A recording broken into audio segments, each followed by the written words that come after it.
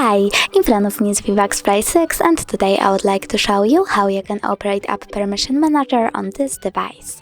Firstly, go into Settings and choose Apps and Notifications. Over here, click on Advanced, choose Permission Manager and select one of the options. I will go with Locations. I have to click on it and select an app, for example Maps. Then pick one of the options, Allow all the time, Allow only while using the app, or Deny. I will go with Allow all the time. So when I go back, I can see that Maps gained access to my device location.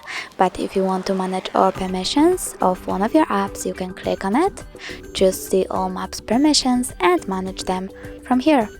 Thanks so much for watching. If you enjoyed this video, smash that like button, comment and subscribe. Bye!